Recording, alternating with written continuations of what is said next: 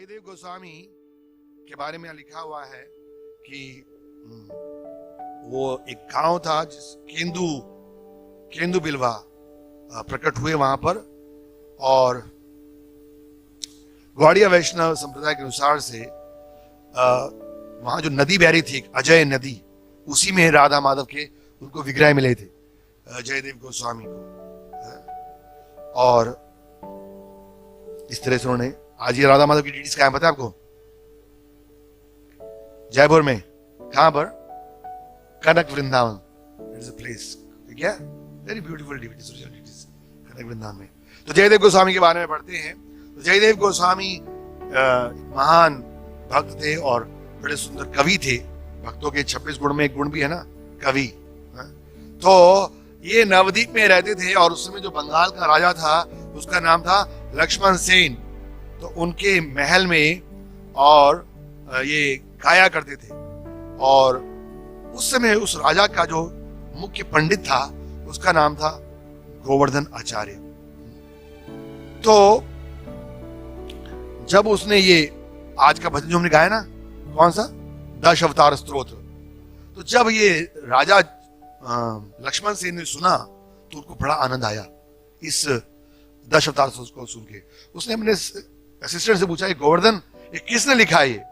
तो उसने बताया कि अरे आपको जान के बड़ी खुशी होगी कि जयदेव गोस्वामी करके एक गायक हैं जो आपके महल में आते हैं और कीर्तन करते हैं, उन्होंने ये भजन लिखा है।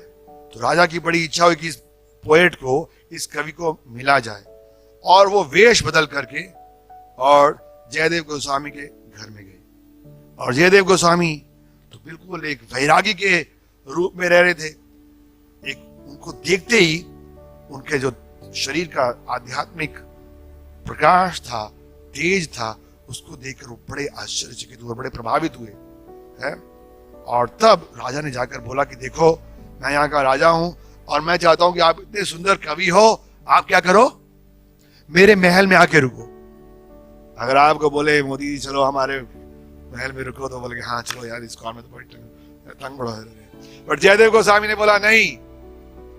हाँ, उसने बोला कि मैं तो एक वैरागी का जीवन जीना चाहता हूं, और उन्होंने बोला कि मेरे को ये भौतिक ऐश्वर्य से कोई रुचि नहीं है। उन्होंने बोला कि अगर आप मुझे दोबारा तंग करोगे ना तो मैं चले जाऊंगा जगन्नाथपुरी, दूर। ये राजा समझ गए लक्ष्मण सेन की, अगर मैं इसको बोलूंगा तो ये चले जाएंगे। दुखी हुए, लेकिन फिर उन्होंने कहा अच्छा ऐसा करो, आप एक काम करो, जगन्नाथपुरी नहीं जाओ, लेकिन यहाँ पर एक पास में गांव है और बड़ा सुंदर गांव है, वहां बड़े सुंदर सुंदर बगीचे हैं चंपा फ्लावर्स के, और वहां जाके रहो कुटिया में, और वहां पर आपको ये वैराग्य के लिए एक सुविधा भी मिलेगी, और वहां पर आप अपना बैठ के भजन कीर्तन कर सकते हो। तो अगर आप गए हो मायापुर में, तो जब हम परिक्रमा में आते हैं, चंपा घाटी आती है जगह, बड़ी सुंदर जगह है। असली में यहाँ पर एक द्विज वाणीनाथ करके भक्त थे, जिनको कि सतयुग के समय क्या हुआ था, स्वप्न में महाप्रभु ने दर्शन दिया था। तो राजा लक्ष्मण सेन ने बोला कि आप वहां जाओ और वहां पर रह के आप भजन कीर्तन करो, और कभी कभी मैं आपके दर्शन करने के लिए आया करूंगा। तो उन्होंने उनके लिए छोटी सी कुटिया बना दी चंपा घाटी में, और जहां पर बहुत सारे सुंदर चंपा वृक्ष थे, और हाट मतलब बोलते मार्केट, तो वहां पर रहने लगे। तो इसी प्रकार अपना जो जयदेव गोस्वामी थे, वहां भी सबसे पहले उनको राधा माधव का और फिर महाप्रभु का दर्शन हुआ था। देखिए, जयदेव गोस्वामी महाप्रभु के प्रकट होने से करीब करीब 300 साल पहले प्रकट हुए थे। लेकिन क्योंकि इतने महान भक्त थे, स्वयं महाप्रभु ने पहले ही इनको दर्शन दिया था। और जब महाप्रभु ने उनको ये दर्शन दिया तो उन्होंने बोला कि ठीक है, तुम कुछ समय बाद क्या है, आप जगन्नाथपुरी जा सकते हो। तो जयदेव की इच्छा नहीं थी कि अरे महाप्रभु तो यहाँ प्रकट होंगे नवद्वीप में, और महाप्रभु मुझे बोल रहे कि तुम जाओ जगन्नाथपुरी में, लेकिन भगवान का ऑर्डर है तो जाना था उन्होंने। और वो वहां चले गए उड़ीसा में, और वहां वो भजन गाया करते थे, और वहां पर जगन्नाथ जी की सेवा में वो लिखते थे। उन्होंने ये गीत गोविंद नामक सुंदर जो कल्पना लिखा है। तो क्या हुआ कि वहां पर ऐसा बताया गया है कि एक ब्राह्मण रहता था और उसकी एक पत्नी थी, लेकिन उनकी कोई संतान नहीं थी। तो वो जगन्नाथ जी के पास प्रार्थना करने के लिए आया और जगन्नाथ जी की कृपा से क्या हुआ, उनको एक लड़की हुई। और क्योंकि उसके सुंदर नेत्र थे और भगवान की कृपा से हुई थी, तो उसका नाम उन्होंने रखा पद्मावती। अब वो जो लड़की जो बड़ी हो गई, शादी के समय आ गया, ब्राह्मण ने बोला मैं तो गरीब आदमी हूँ, मैट्रिमोनियल में तो दे नहीं सकता हूँ, कहाँ सर्च करूंगा। वो जगन्नाथ जी के पास आया और जगन्नाथ जी, अब आपकी लड़की बड़ी हो गई है, इसका विवाह का इंतजाम कीजिए। जगन्नाथ ने सोचा कौन है इसके लिए योग्य भक्त। उन्होंने कहा हाँ, मेरा एक बहुत ही सुंदर भक्त है और उसका नाम है जयदेव, और वैसे तो उसने परिवार वाला छोड़ दिया है और वो सारा दिन मेरा नाम कीर्तन करता है, जब करता है, लेकिन आप क्या करो, जाओ और अपनी लड़की उसको दे दो। सारे ब्रह्मचारी के लिए पुष्टि होगी। ब्राह्मण आया अपनी लड़की को लेकर जयदेव के पास और बोला कि आप मेरी लड़की से शादी कीजिए। जयदेव ने बोला नहीं नहीं, मेरी कोई भी इच्छा नहीं है शादी करने की। और उन्होंने बोला कि आप ले जाओ अपनी लड़की को, मैं नहीं शादी करूंगा। ब्राह्मण ने बोला अरे जगन्नाथ जी ने स्वयं मुझे भेजा है, और ऐसा कहकर कुछ और बोले बिना जगन्नाथ जी की कृपा से वो वहीं छोड़ के चला गया। बोला मेरा काम हो गया, मेरे को जगन्नाथ जी ने बोला, माता पिता चले गए लड़की को छोड़कर। हरे कृष्ण। अब जयदेव गोस्वामी सोच रहे ये क्या हो गया, कोई प्रिपेयर नहीं, उनका मानसिक ऐसा विचार नहीं था। तो उसको बुलाया पद्मावती को, देखो ऐसा है, मैंने शादी करनी नहीं है, तुम मुझे बताओ तुम्हें कहाँ जाना है, मैं तुम्हें वहां छोड़ के आया हूँ। पद्मावती रोने लगी, कहती नहीं, जगन्नाथ जी ने और मेरे माता पिता ने मुझे आपके चरणों में सेवा करने के लिए भेजा है, अगर आप मुझे स्वीकार नहीं करोगे तो मैं आपके चरणों में अपना जीवन त्याग दूंगी। रोने लगी वो। तो इस तरह से जब जयदेव गोस्वामी ने सोचा, भगवान से प्रार्थना की, तो उनको लगा कि नहीं, अब भगवान की इच्छा है, उन्होंने फिर उनको स्वीकार कर लिया और वो गृहस्थ बन गए। और फिर इस तरह से वो गृहस्थ बन गए और उन्होंने वहां पर फिर वो वृंदावन गए और वृंदावन में रहकर वो भगवान की लीलाओं का वर्णन कर रहे थे।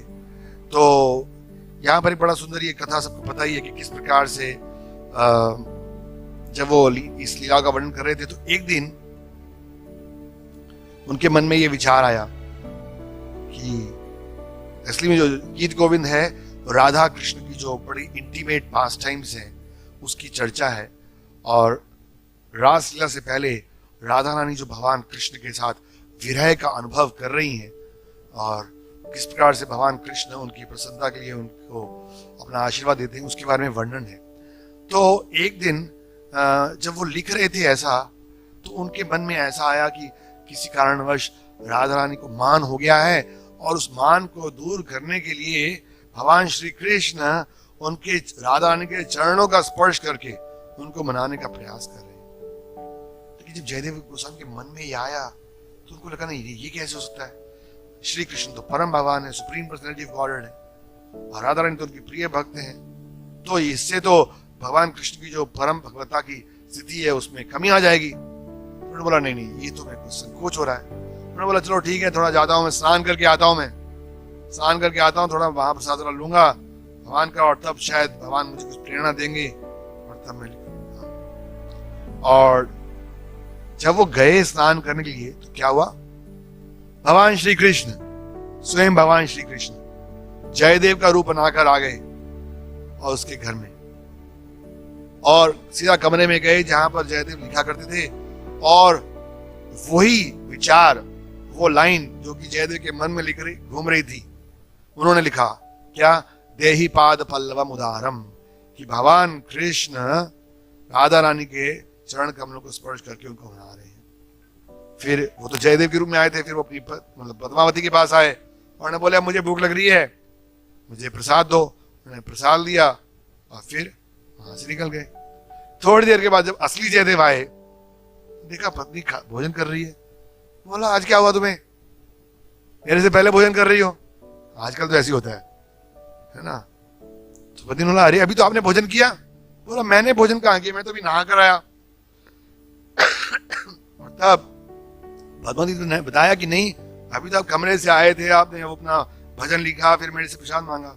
और जब वो गए जयदेव गोस्वामी अपने कमरे में, तो क्या देखा उन्होंने, कि देखा कि जो विचार उनके मन में चल रहा था वो ऑलरेडी लिखा हुआ था। ये देहि पाद पल्लव उदारम, जयदेव को समझ में नहीं आया और बड़े भाव विभोर हो गए और वो आनंद में नाचने लगे। वो बोले पद्मावती, हम बहुत ही भाग्यशाली हैं, स्वयं परम भगवान श्री कृष्ण आज हमारे घर में आए और उन्होंने मेरे मन को, के विचारों को लिखा है और स्वयं तुम्हारे हाथों से उन्होंने प्रसाद स्वीकार किया है। तो इस तरह से हम देख सकते हैं कितने महान भक्त हैं जयदेव गोस्वामी की। स्वयं भगवान उनके विचारों को लिख कर गए वहां पर। जयदेव गोस्वामी के जो भजन हैं, गीत गोविंद और अनेक भजनों को, खासकर से चैतन्य महाप्रभु जब वो गंभीरा में थे, ये जगन्नाथपुरी में जगह है गंभीरा, जहां अंतिम समय में चैतन्य महाप्रभु रहा करते थे, तो वहां पर चैतन्य महाप्रभु जब सारा दिन तो प्रचार करते, भक्तों के संग कीर्तन करते, जगन्नाथ जी के दर्शन करते, और शाम के समय आते और अकेले कुछ जो उनके कॉन्फिडेंशियल सर्वेंट थे, स्वरूप दामोदर, रामानंद राय, गोविंदा, इस तरह से उनके साथ वो राधा कृष्ण की जो लीलाएं हैं और उनका स्मरण और आस्वादन करते। तो वहां पर ये जयदेव गोस्वामी और चंडीदास और इन सब जो उनके मुख्य भक्त थे, गायक, उनका श्रवण करते थे। तो जयदेव गोस्वामी इस गीत गोविंद के बारे में लिखते हैं कि अगर किसी को संगीत के बारे में कुछ विशेष आनंद प्राप्त करना है, अगर कविताओं के बारे में कुछ श्रेष्ठ चीज है, और अगर मधुरता के बारे में और वास्तविक प्रेम के बारे में जो पराकाष्ठा है, वो सब लोग इस गीत गोविंद के द्वारा और भगवान के द्वारा इसको प्राप्त कर सकते हैं। तो जयदेव गोस्वामी एक महान आचार्य हुए हैं और प्रभुपाद जी ये दशावतार स्तोत्र गाया करते थे। एक और भजन है, कौन सा, जो हमारे वैष्णव भक्त में है, श्रीता कमल कुंडल है, सुना है? प्रभुपाद जी इसको भी गाया करते थे, बड़ा सुंदर भजन है। और उस भजन में भी जयदेव गोस्वामी ने भगवान के सुंदर लीलाओं का वर्णन किया है। तो हम देख सकते हैं, और जैसे हमने बताया कि राधा माधव के विग्रह उनको मिले अजय नदी में, फिर उन्होंने उनको स्थापना किया, फिर बाद में ये सब जयपुर में आए गए INDTs।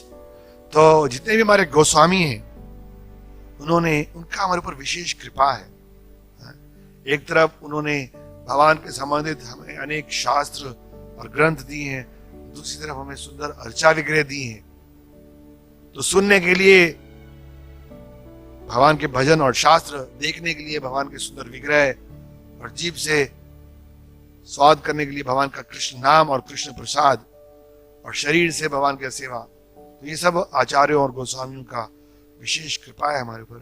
तो हमें उनका आभार प्रकट करना चाहिए दो तरीके से, उनका गुणगान करके और साथ में उनसे प्रार्थना करके कि किस प्रकार से हमारे अंदर भी भगवान का भक्ति का श्रद्धा उत्पन्न हो। तो आज के दिन जयदेव गोस्वामी ने, आज पौष संक्रांति के दिन, उन्होंने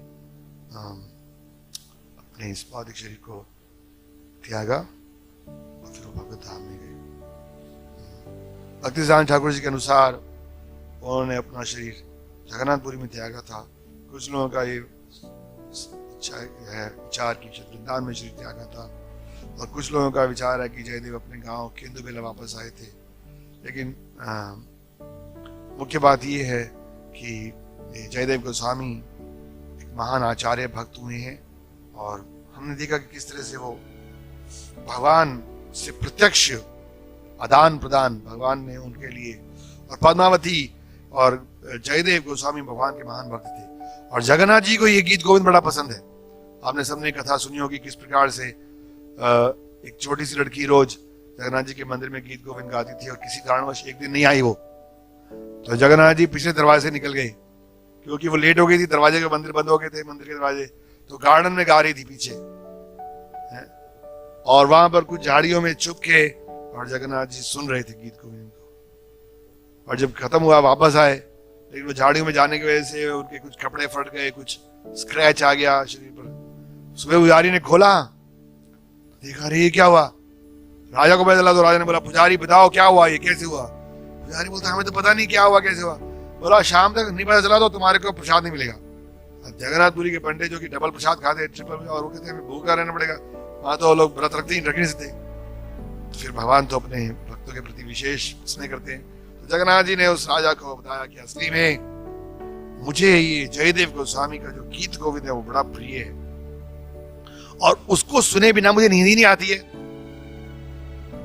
तो आज वो लड़की आई नहीं थी, इसलिए मैं सुनने के लिए चला गया। और तब से उस दिन से राजा ने ऑर्डर किया कि रोज, तो आप देखोगे जो रात को, जब ऐसा बताया गया है, रात को जब जगन्नाथ जी बहुत, असली में जगन्नाथ जी तो सोते ही नहीं, उनकी पलके ही नहीं, वो सोएंगे कैसे, देखते रहते हैं। और जब भी थोड़ा विश्राम करते हैं तो उनको गीत गोविंद के लिखा हुआ पूरा कपड़ा ऑफर करते हैं, और वहां पर रोज, वहां पर लिखा भी हुआ है पूरे जगन्नाथ में, नहीं कि ये भजन गीत गोविंद के श्लोक लिखे हुए हैं, गाते हैं। तो इतना प्रिय है भगवान को। तो हम समझ सकते हैं कि भगवान इस बात से दिखा रहे हैं कि जो भगवान के नाम है, भजन है, भगवान को कितना सुनना पसंद है, और जो भक्त इन भजनों को, इन नाम को गाएगा, वो भी भगवान के प्रिय बन सकता है। तो आज के दिन हम जयदेव गोस्वामी से प्रार्थना करें कि हमारे अंदर भी भगवान के नाम और कीर्तन के प्रति रुचि उत्पन्न हो, और हम भगवान की कृपा को कर सकें। हरे कृष्णा।